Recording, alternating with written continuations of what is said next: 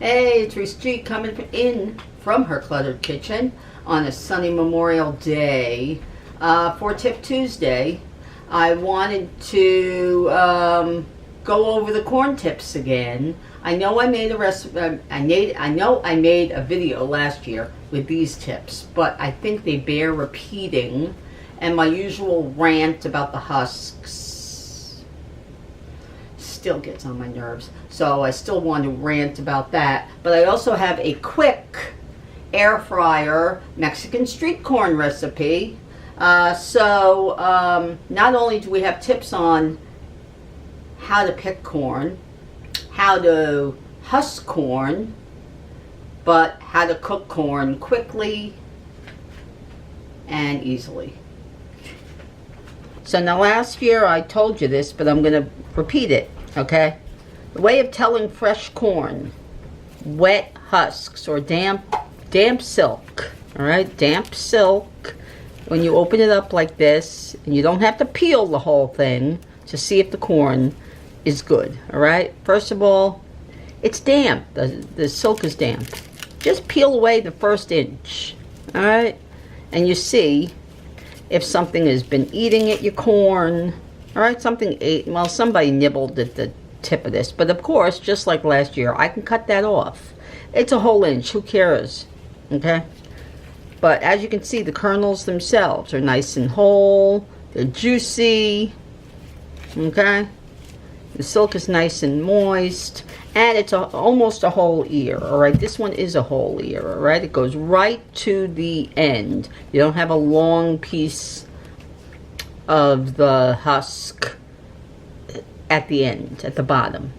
Always leave those at the store. There is no reason to pick an ear that is not whole, all right? You don't want an inch or two of husk at the bottom that's empty. That's just stupid. Okay, now this one, it has about an inch, but this was the best corn at the store right now, and it's still May, okay? They obviously got this from out of town somewhere because none of the local corn either has been planted or is this big yet, okay? But anyway, so that's what I do. I just look to see there. I don't peel the whole thing, okay? I hate that. And guess what? At the stores, everybody hates that too. At my favorite farmer's market, they have big signs. Do not peel the corn here, okay? They leave a big mess on the floor for everybody else to clean up. It's just stupid, because then you bring home your corn and it's naked. Naked. If you leave it in the refrigerator for 2 days, it dries out. How stupid is that? All right, the husk keeps it moist.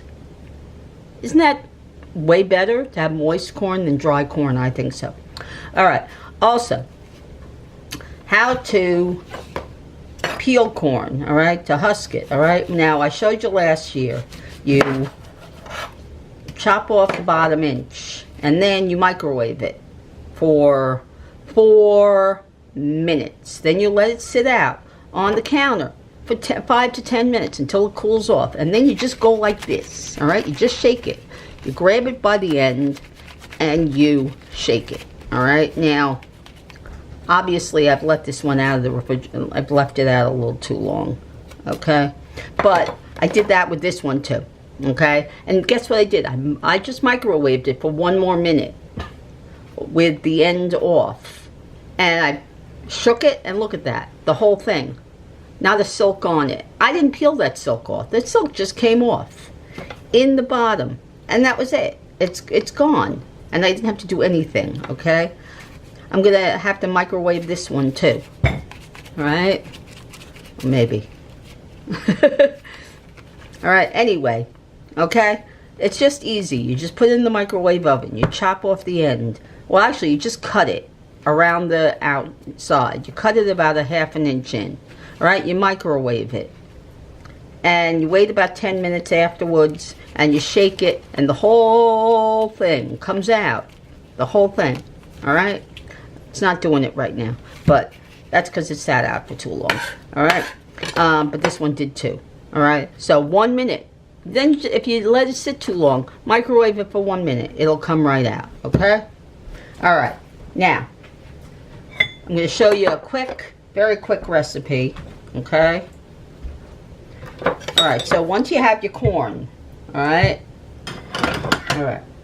okay, cut, well, the skinny taste recipe that I saw for the air fryer has you cutting the corn off the cob, alright. Now, most street corn, you leave the husk kind of on a little bit. You fold it down at the bottom, okay. Now this one I'm just gonna, since I'm just gonna rip it, alright, because that's the other way you can do it, okay. If you, for some reason, you wait too long, you can cut it and then peel it away and it pretty much comes off without the silks too, okay. Look at that, very little silk, okay. You can also do that, alright, and then just cut it away, cut it right into a bowl, okay. If you do that, it's already cooked, okay. If you do that, it's already cooked.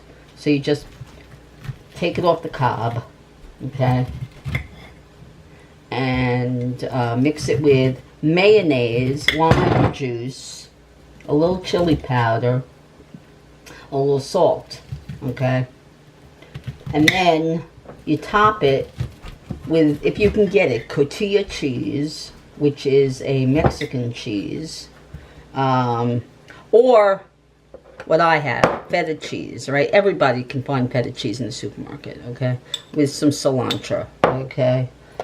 I found mine at Beeler's in Flemington, but you can find it at almost any store at this point, supermarket.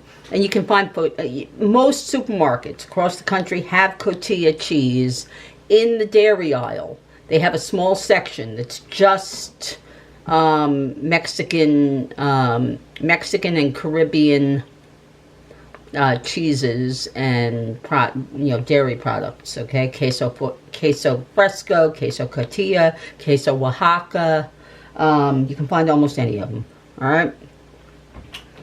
So what you do is you mix a little bit of mayonnaise with a little bit of chili powder, some lime juice. These are key limes, but lime juice and salt. Okay. Now, if you're going to cook it in the air fryer, you take your husk, you take your corn, you husk it, you brush it, you don't brush it, you cook it in the air fryer. If you have an air fryer oven, you cook it at 350 for 6 minutes. After 3 minutes, you flip it, you spray it with some oil or brush it with a little bit of some kind of fat, okay, and stick it in for another 3 minutes, and it's cooked, okay, and then you take it off the cob, all right. If you're cooking it in a basket type, okay, you do it at 375 for 7 minutes. So at the 3.5 mark, you flip it, you spray it again, okay. Now see, this is what the skinny taste recipe basically is. They take it off the cob. Gina takes it off the cob, okay. She mixes it with the mayo, lime, and chili, and a little salt, okay. And there you go. You have what the Mexicans call elote, E-L-O-T-E. Now, the version in most street carts in Mexico is they take the whole cob, okay? They peel it, they husk it, they cook it, and then they brush it with mayonnaise, and they sprinkle it with a seasoning called tajin, which is chili and lime, okay? And maybe a little salt. And then they take cotija cheese and some cilantro, and they just coat it in it, all right? They take their cob, and they go like that. They roll it in it, okay? You can do that too if you want. You can just lay some cotija cheese or some feta cheese and some cilantro on a sheet pan or something and just roll it over it once it has the mayonnaise on it, okay? But this version had you taking it off the cob, all right? Okay, so those are my tips for Tip Tuesday. And a quick air fryer version of elote. That's good. That is really, really, really good. All right.